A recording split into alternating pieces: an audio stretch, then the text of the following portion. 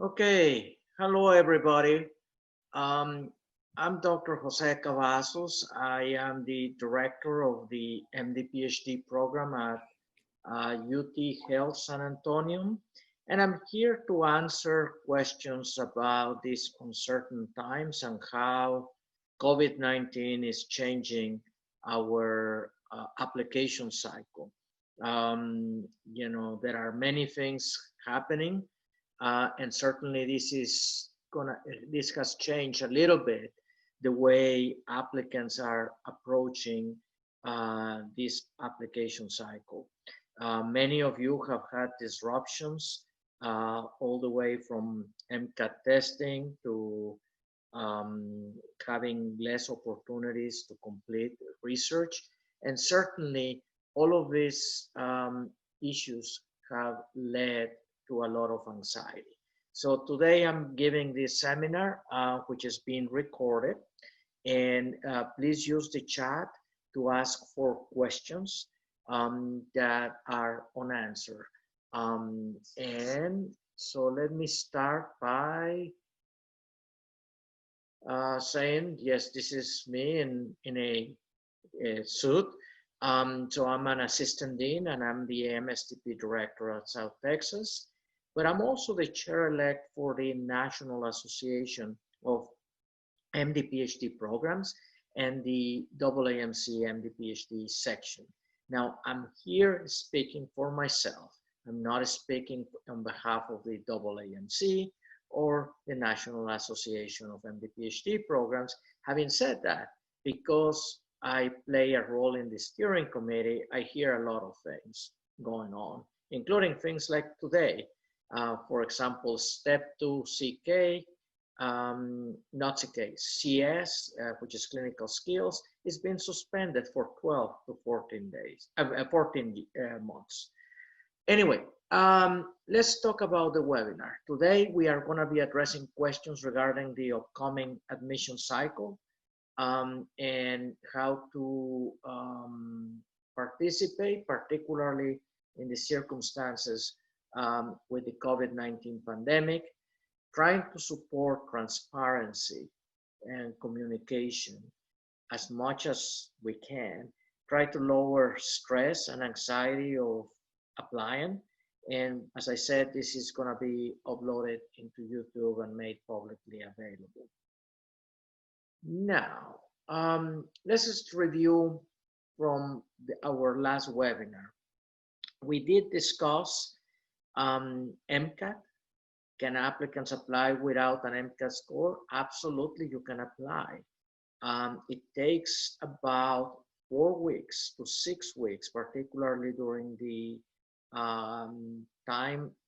early times, for your application to be verified by AAMC or by AMCAS. What that means is from the day that you push submit to the day that your application is available for distribution to programs, there is a lag of 4 to 6 weeks, and you need to consider that as you are doing all of this. Now, you don't have to be applying on the first day to all of the schools that you want. You may want to apply only to a couple schools or one school. It's the minimum. Now, the MCAT scores, as you know, we have a higher number of testings. They took away some of the exploratory questions. Many times in prior sittings, people were doing an MCAT examination that was lasting about 7 hours. But in reality, only 5 hours and 45 minutes out of that examination were considered the key aspects for your score.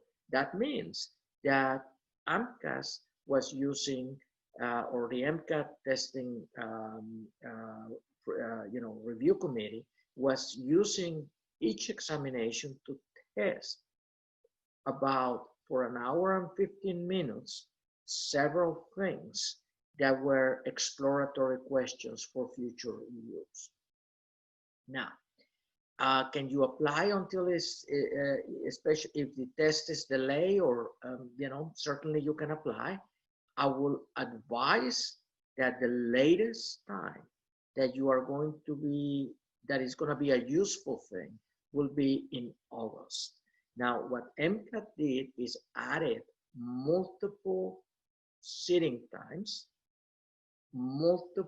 so instead of having 2, morning and afternoon, now they have 3, starting really early, like 6:30, having something kind of in the middle of the day, and 1, in the afternoon.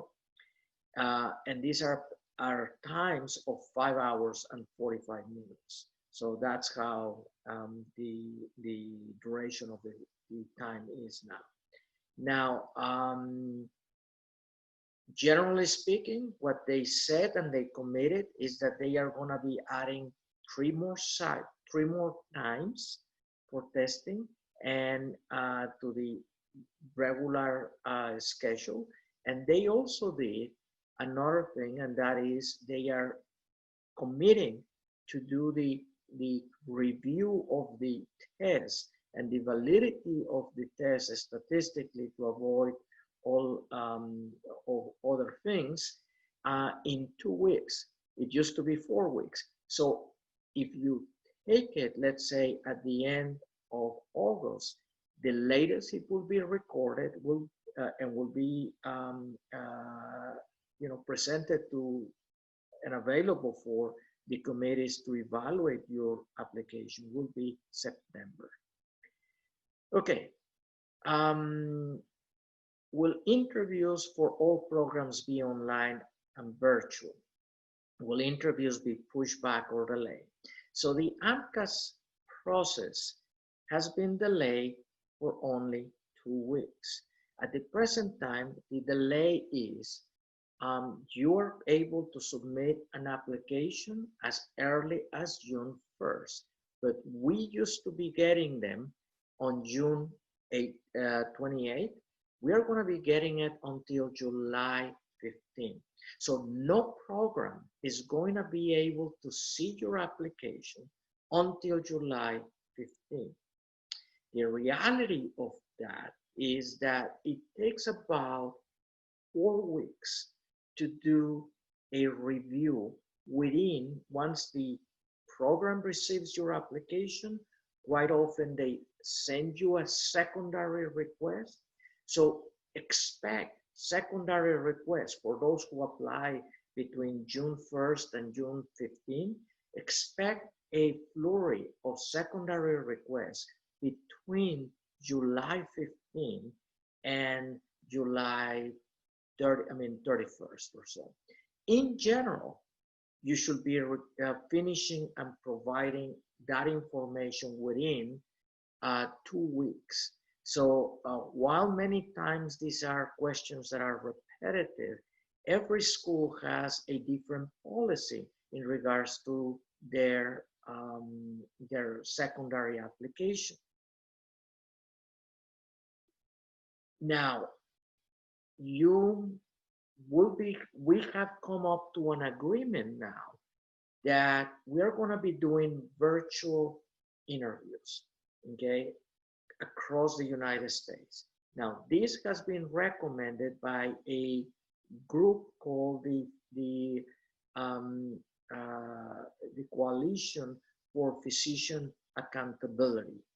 And this is a group that includes AAMC, the licensing boards, the AMA, the medical schools, et cetera, et cetera. So they have recommended, they don't have a mandate, but they have recommended, in order to have fairness, that every school proceeds with residency interviews as well as medical school interviews in a virtual manner. So to an extent, the good news is that the cost of interviewing, it's going to be much less for your cycle. So that is a benefit.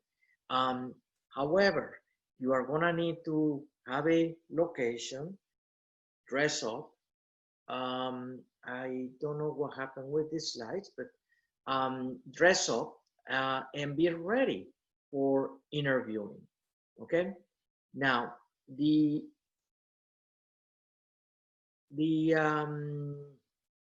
will this be happening also for MD interviews?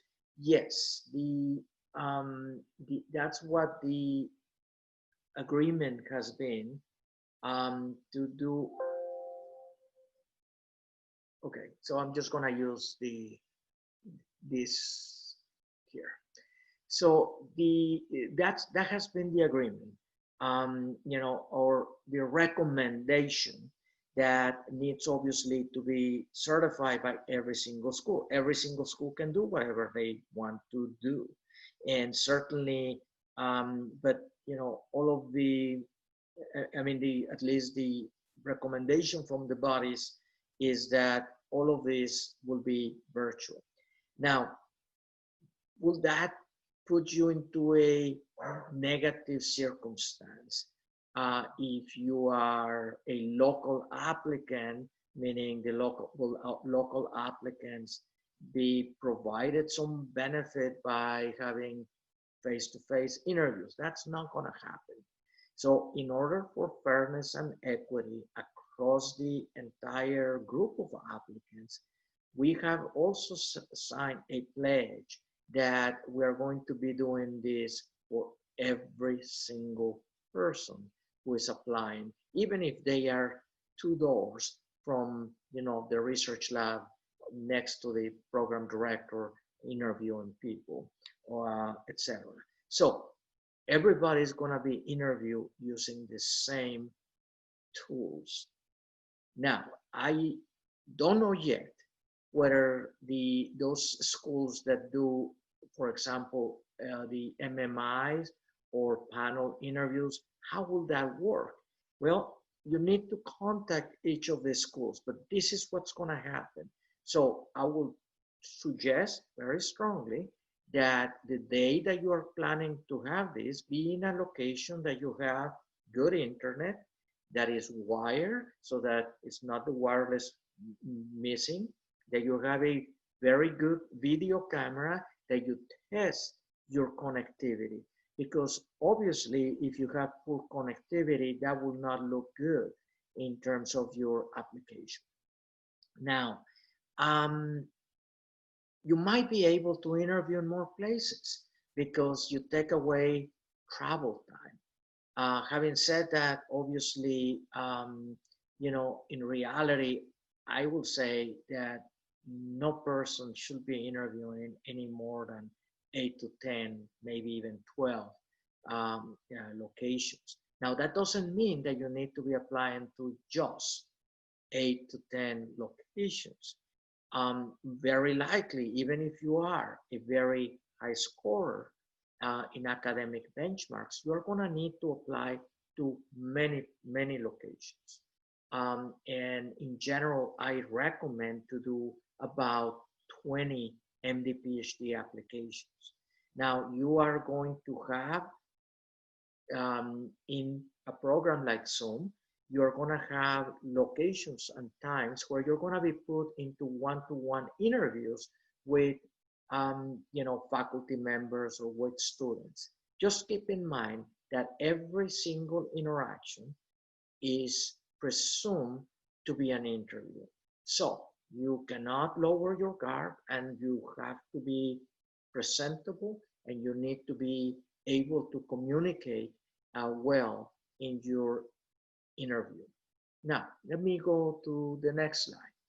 Another thing that has been sent to me for discussion today has to do with letters of recommendation.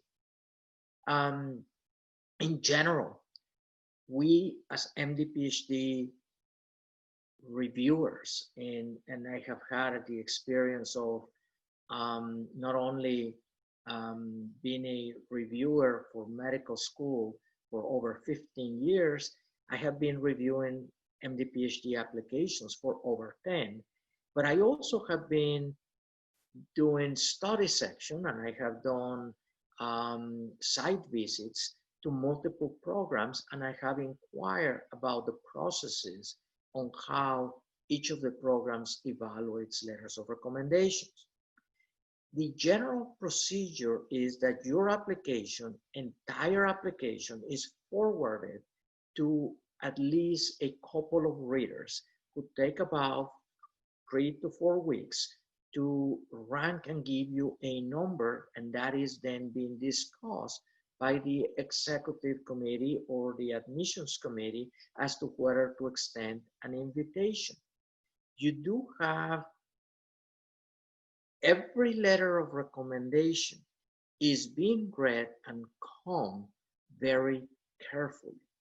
However, the letters of recommendations from research mentors are particularly critical in making us understand whether the individual has made contributions to the science being performed in that research lab, or this individual was acting just filling the time or becoming a research technician.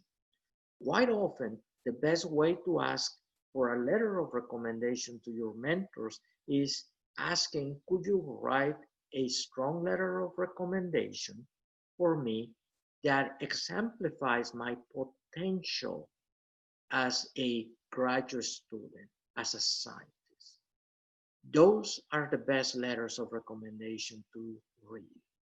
Now, we read between the lines. Now, who else is a letter that is important? We are interested in understanding your character. The medical school board, which is another group that also reviews your application once we decide that you're being interviewed, is going to be looking at least a letter that indicates that you have empathy with other human beings, that you have had a spirit of service, and that you are a team worker, that you really understand what the medical profession is about. So having a letter from a physician that you shadow is helpful. Obviously, for MD, PhD applicants, the most important, a letter that will be also helpful is to have shadow a physician scientist. But most of you are not going to have the opportunity of shadowing a physician scientist. So letters of recommendation from mentors are critical. Now, letters of recommendations from professors. Many schools do have a requirement that you need to have a certain number of STEM professors and non-STEM professors. In reality, they have given you a grade.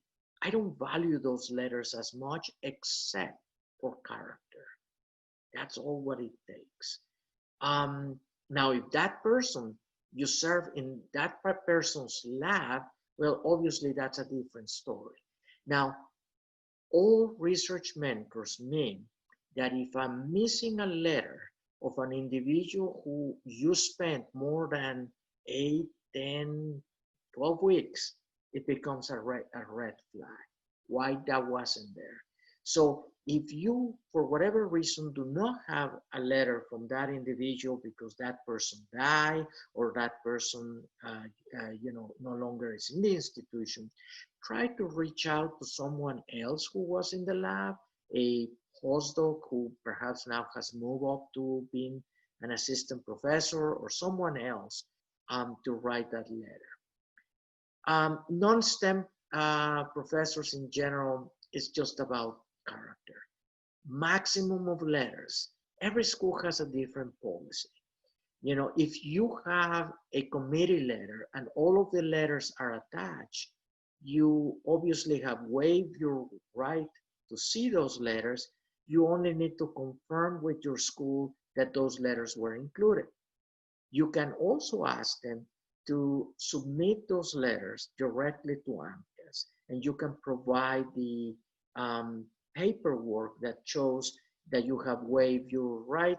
Please submit this directly to AMCAS, and they are able to upload them into the application. I read all letters, but as I said, the letters from non-STEM professors and others, I glance them, I go through it, very quickly, whereas, as I said, I go very carefully in all your research mentors, particularly the mentor that spend the most time with you.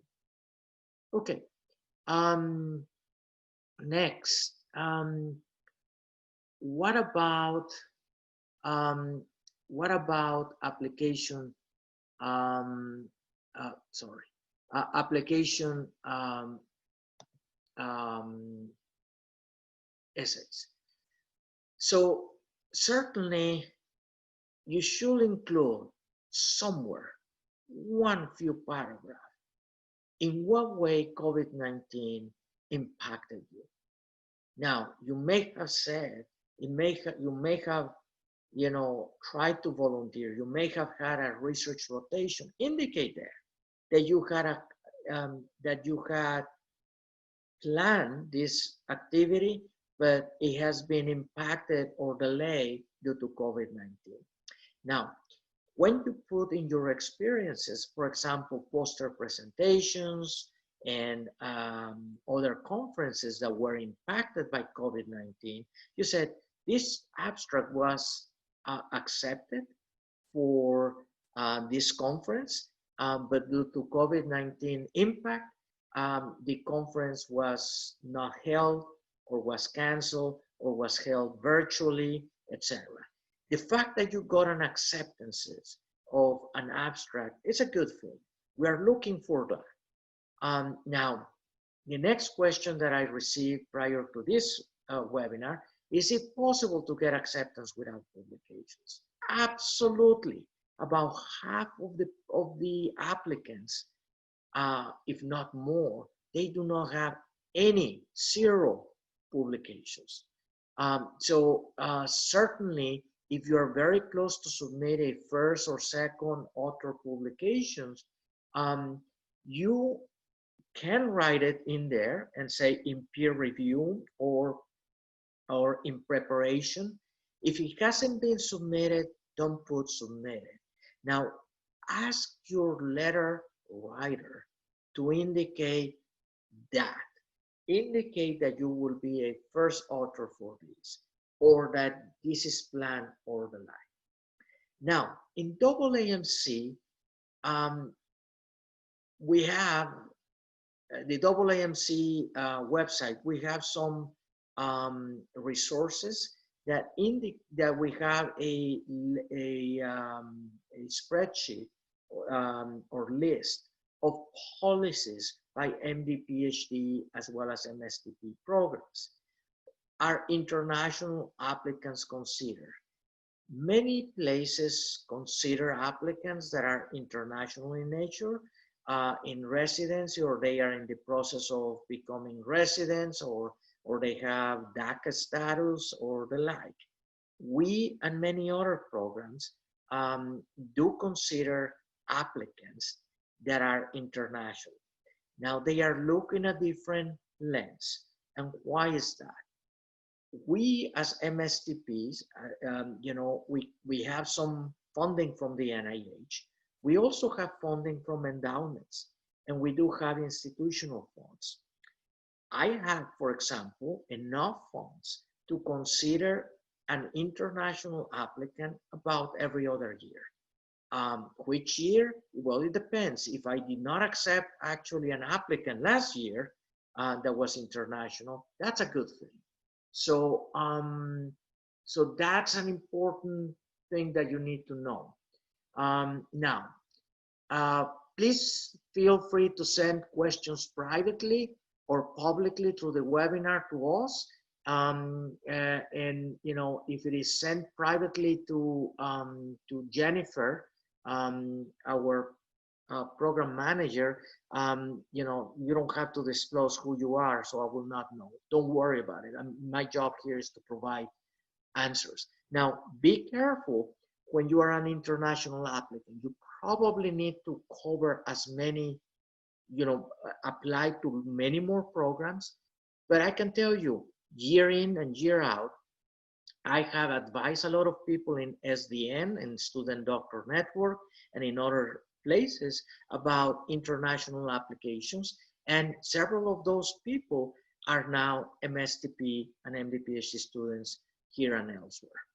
Now, you just need to be realistic. Let's see, next slide.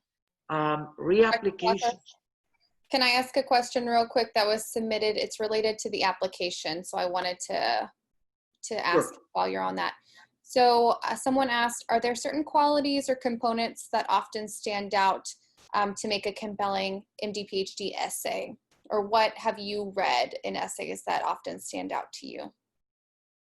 Okay, so I have read probably 3,000 or 4,000 MD PhD applications in my career.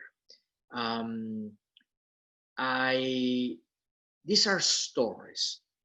I don't like to be reading chronological stories of people who, you know, you can just look at the experiences and went from this lab to this lab to that lab.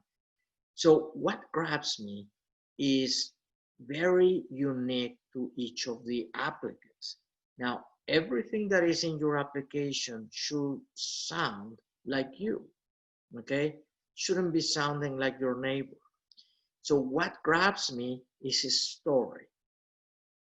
We as MD PhD directors are very concerned about your passion for biomedical research. How can we assess that? Well, it is based on experiences. Somebody who has suffered a condition or is talking about, for example, I read an application of an individual who lost her mother at age 4. She didn't know why, but it was cancer, and it was brain cancer. And as she grew up, obviously, that impacted a lot some of her decisions and some of her search trying to understand cancer. And certainly, you know, then this person is looking and searching for activities in that particular environmental area. And so what you are writing is threading with a needle a series of events that made you believe that you want to be a physician scientist. And so I need to understand your buttons, but my interview with you will be about those buttons, will be about those key places that are going to convince me that you're going to stay in this path. Give it to someone who is a friend, but is not in science. Does it make sense? Does it convey who you are? I hope that I answered the question. Now, each of the essays has a different purpose. We have a personal essay to an extent, say that you want to be a physician scientist, but you know, in general, you put something that turns you into biology and into medicine. Then you have an MD PhD, specific, very brief essay that is only going to say, I want to bridge between science and medicine. And then you have an essay about your research experiences. And that one, again, focus on the exploration of the areas, into the hypothesis, into what were you doing when you were learning about something in that essay. And it's more about the science than the technique. Yes, you can list a series of things in parentheses. I did Western blots, and we don't, you know, certainly. But we're looking for scientists. We're not looking for technicians. Technicians we can hire. Any other question up to now? Not right now. Nothing that's related to this okay. Discussion topic, yeah. So let's talk about reapplicants. Well, first of all, I'm sorry. I'm sorry that you had to take to go over this very anxious process again. We're looking for what were you able to accomplish and do during this year that made you a better applicant? Is it likely to get interviews in the same places? Well, that depends. My school, I love re-applicants, particularly re-applicants that are stronger and better. And in fact, in the last 5 years, I have accepted several of them, and 4 of them are matriculants into my program. And in fact, we are matriculating a reapplicant this year. So yes, it is, I love reapplicants. But I also have not extended interviews to reapplicants. It's during this period of time before you submit an application, I am more than happy and delighted to talk to you if you are a reapplicant on a one-to-one basis to provide you some feedback. Now, I like you are suggest some of the reapplicants are because they were really late applicants and therefore they did not have a fair chance. Some reapplicants, they need to improve one of the academic benchmarks because otherwise they are not going to have significant level of interest. The other aspect is you need to have you need to face the brutal facts. In the Good to Great book by Jim Collins, there is a story about facing the brutal facts by someone who was a POW in Vietnam. And he was facing the brutal facts that he was likely gonna die there. And every day that kept him alive, actually.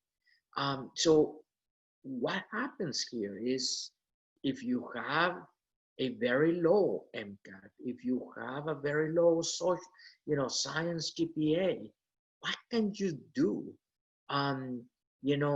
There are some things that you can do to improve your numbers. So, and the other aspect is you may need to reevaluate the type of schools that you need that will be probably giving you an acceptance. So if you have a low GPA, MSTPs have to report GPA to NIH. So if you are the last person in the class that gets accepted, but the average is still pretty good, they may consider you, but it's very unlikely that someone with a 3.1, 3.2 gets accepted. This year, I did accept a 3.3, for example. It depends. One number doesn't measure you. Multiple numbers do, okay? So every program is gonna be different.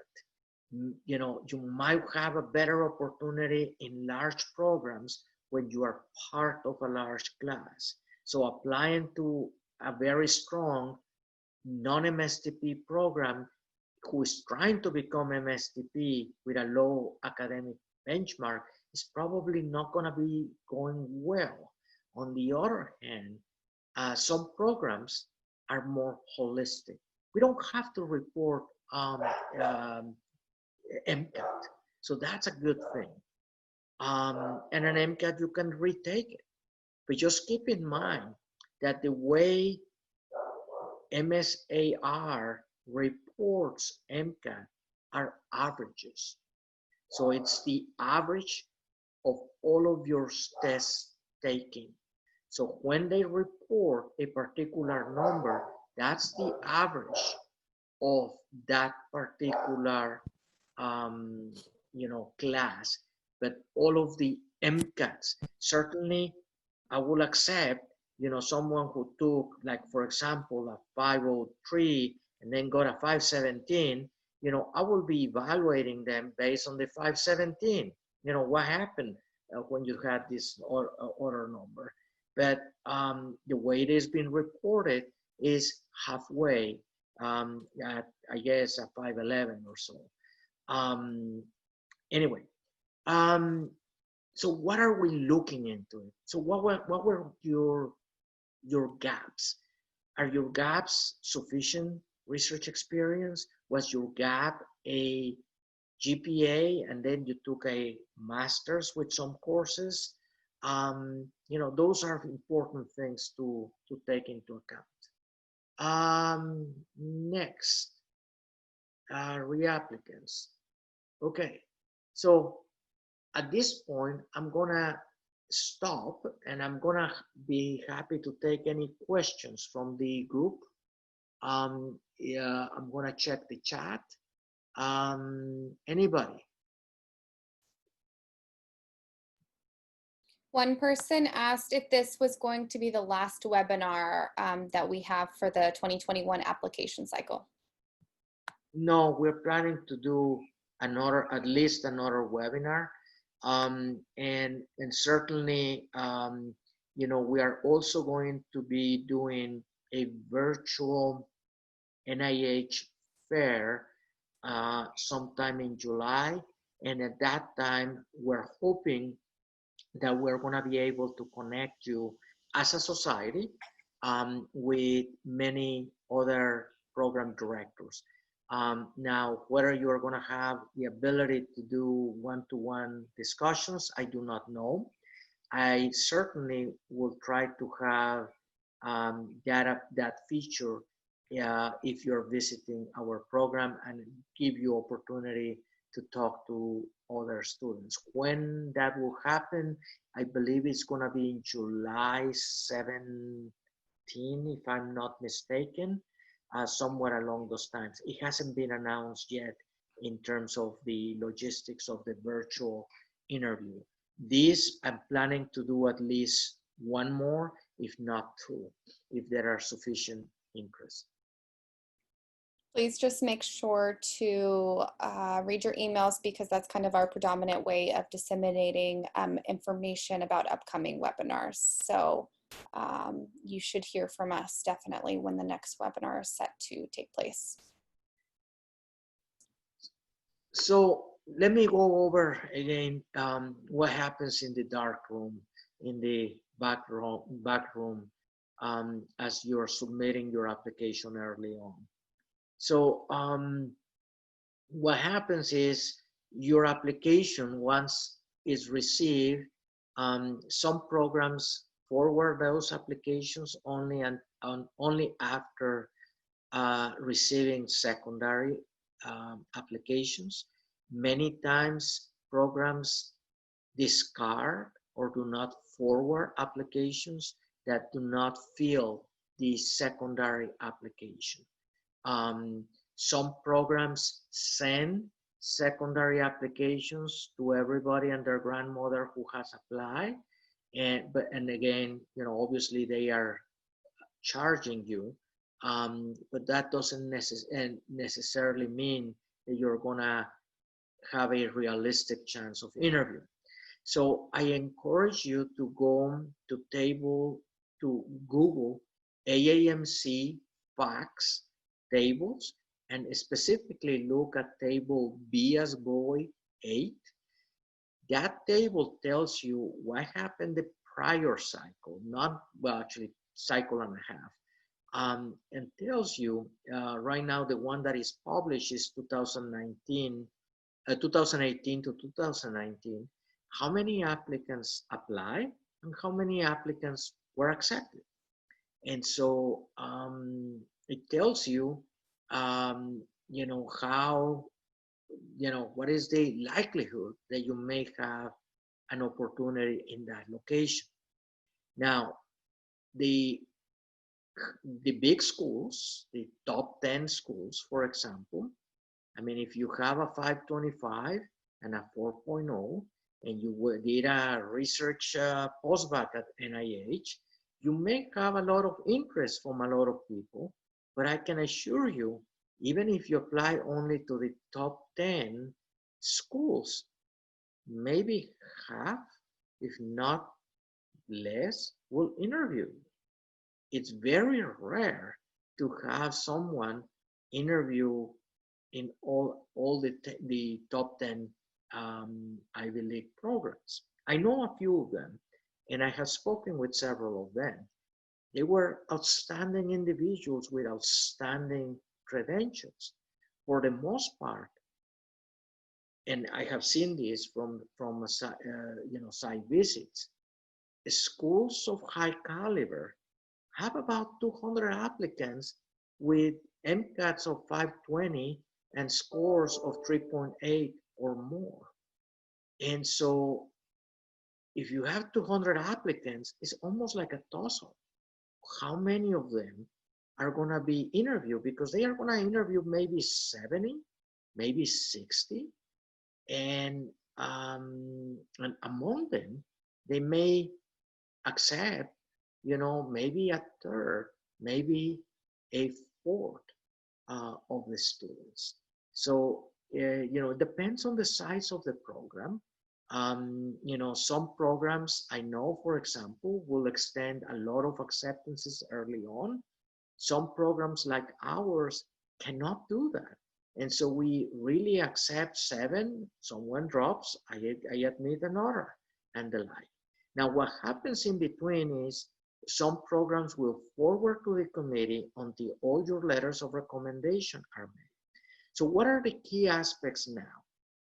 The key aspects in general are: get your essays read by people who are not in science or in biology, as well as people who are in medicine, and if you can, MD, PhD programs, to provide you feedback about your application. Number 2 is you should be, once you submit your application, make sure that your transcripts are in to AMCAS ASAP. You can look in your application whether they have been received. Number 3 is contact your letter writers and monitor when they are submitting those. Generally speaking, we start the review even before the letter writers are there, but we do not extend invitations to interview until letters are complete. Now, Jennifer is telling me that she has 4 questions, so let's hear them. Okay. Do you recommend including publications and poster presentations in the same area under work and activity section, or include them separately? Okay, these are 15 pieces. Everybody has a different journal. Someone who has had a very long journey, non-traditional journey, may need to put them all together into one. In general, you can put them into a single list of publications, and depending upon the number of characters that you place there, try to make sure that you indicate where were you in the authorship list of abstracts and publications. In general, we're looking for first author presentations in abstracts, but just list them all. If you have multiple, the lab may have submitted 5 abstracts and you were just 1. Well, list yours and then list the other 4.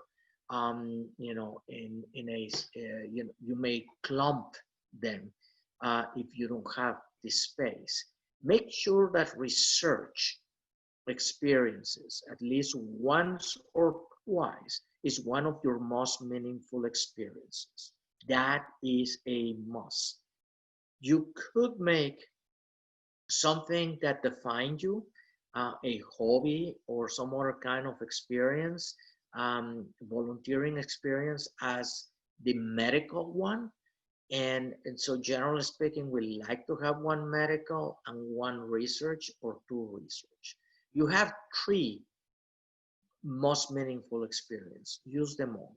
But your 15, make sure that you include everything that you have done. And use the essay to discuss a little bit more about your science. What needs to exude in your essays is your passion for that particular area of science. Yes, Jennifer. Okay, how do you anticipate that next year's application cycle will be impacted by COVID-19, or is it too early to tell? Too early to tell. I don't know if it is going to be virtual interviews or not, but what I can tell you is that there are going to be a lot of disruptions among your peers. For example, for pass-fail during this time. Is it better to be pass-fail? Well, if it really impacted and you are planning to get a B or a C in organic chemistry versus pass-fail, certainly get a pass-fail.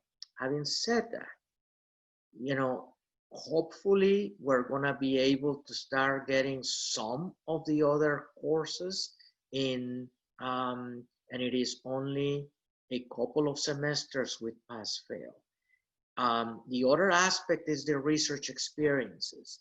So NIH, I know that is restarting some research activities, and some they are going to be starting in August for postbacks. And so take your chances and do the things that you need to do.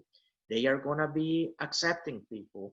They may have actually opportunities if you are considering moving to Bethesda to work there. So will it have an impact? This is something that will be remembered.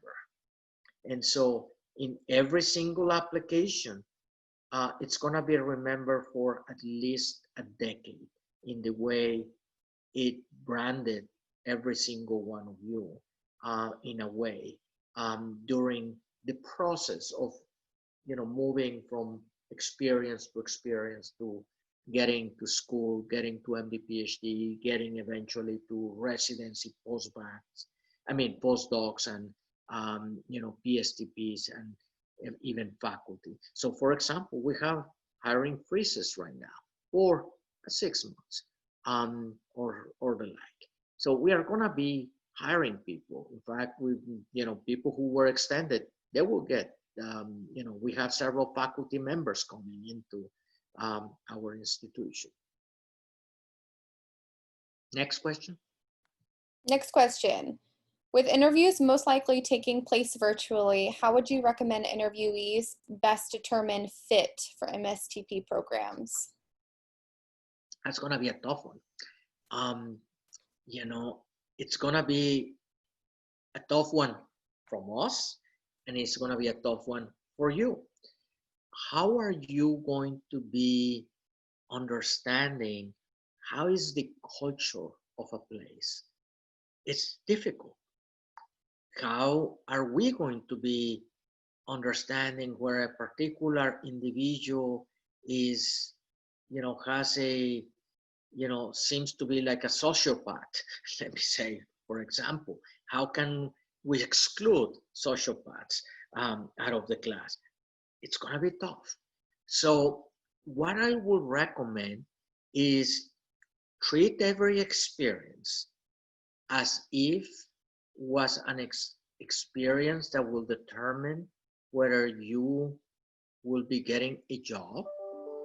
But the reality is you are going to try to interact with as many students as you can. You're going to try to ask the directors, perhaps. We're going to have perhaps more flexible second looks. I don't know if, for example, by April or perhaps March, we have sufficient good conditions to be, flying across the country and really making decisions, based on that. I suspect, that people are gonna want to do physical second visits if they are available. But virtual interviews, we have committed, and everybody is committing to do that from the get-go. So treat every interaction, apply based on the, geography is important. I mean, San Antonio, you can come and visit. It's an open area. We only have 18 people in ventilators in a city of 1.8 million. It's a great city to live, with a lot of open spaces and trails and bike trails and etc. within the city. It's very surprising. It's not desert. For people who haven't been here in San Antonio, it's highly livable. But what matters is we have terrific science in some areas. Now, some areas were not that strong, and I will be the first to admit that. And so you need to understand and canvas what is the type of science that is going on, what are the students, in what labs are they, are these the areas of your interest, and examine opportunities. So we have a PhD in translational science. We have actually interviewed and accepted people for that PhD. We haven't enrolled anybody, despite that we have a terrific epidemiology program. It's not a PhD in epidemiology, it's a PhD in translational science with epidemiology courses and epidemiology projects, and with NIH funding. So look and examine the palette of every program, but for certain, you must interact one-to-one or one to a few students, and evaluate programs by how the students are interacting with you, and as well as the scientific content of the program.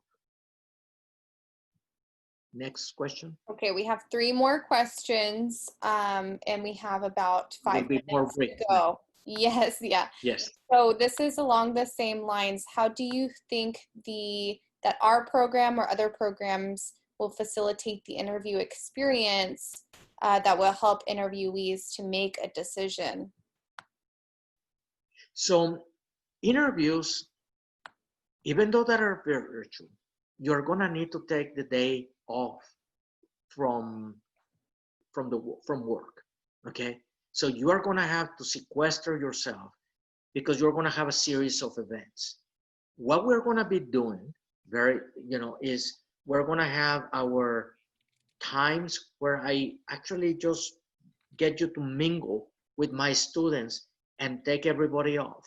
And I will make clear that it's just my students. Nobody's recording, nobody's, et cetera, et cetera. So it's a good interaction for you to understand the program.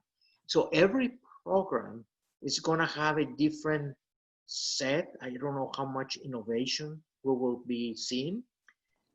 We do a chalk talk. So this is a moment that you are gonna be presenting to us, and you are going to be sharing with us a presentation, and we are going to be looking at you, hopefully not reading just a piece of paper about your research, but displaying and talking and explaining your research in what we call a chalk talk.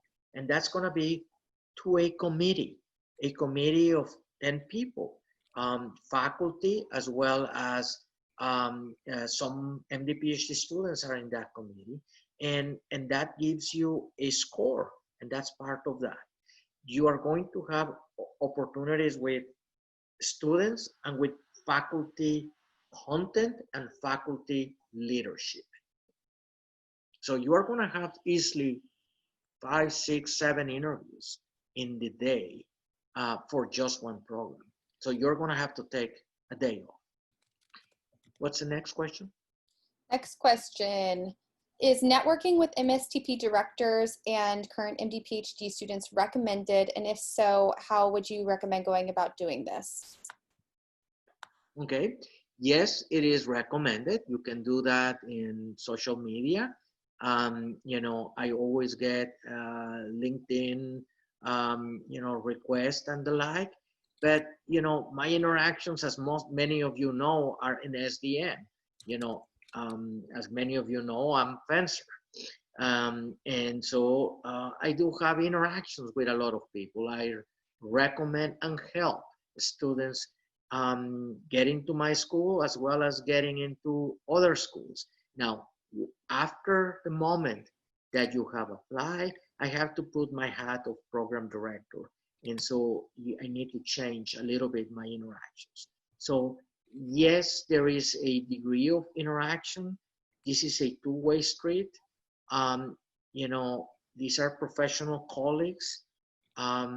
Yes, network, social media, Instagram is what your generation does, as well as other, formats. Yes, next question. Would sending a letter packet that contains more letters than the maximum requirement be held against an applicant? Would it be better to upload letters individually to AMCAS to meet each individual school's letter requirements? That has happened, in both ways. I mean, if you are truthful in your letters, you're going to have letters that you have not seen. Okay, so while you control the distribution of the letters, you might not have seen the content, and there might be a letter that may be misinterpreted or not be lukewarm and interpreted in a way that it's not as good. So in general, I would say send the 5 that are the most strong letters of recommendation, and only send more letters if you did have too many other research experiences, or specifically the school is asking you for that particular letter. Okay, that's all the questions Next. we have. Okay, guys. This is a very anxious process. But it is anxious for us as well as it's anxious for you.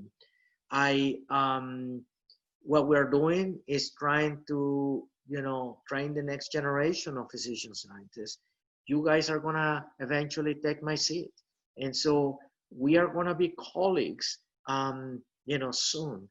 And so while this is anxiety provoking, enjoy the journey. It is a journey. It's a journey that you are going to enjoy, and if you're smart and do well, you're going to be very happy early on. Applications, acceptances, very few of them begin in October 15, and then they trickle down. Have open communication with programs, but don't overpromise. Don't tell someone you are my #1 program and you say the same thing to 20 program directors. Why? Because you're gonna disappoint a lot of people. Now, it's not that we have a long institutional memory, but it's part of professional conduct. You can certainly send that to 2, 3, or 4 schools. I wouldn't do more than 3, to be honest. So best wishes. We look forward to see you. Probably we're gonna have another webinar in about 10 days or so in a Friday. And Jennifer will be sending you information. And if you have any feedback as to what you want to be discussed, just let us know. Thank you very much for being here, and this webinar should be uploaded relatively soon into YouTube. Thank you. Have a good day. Bye-bye.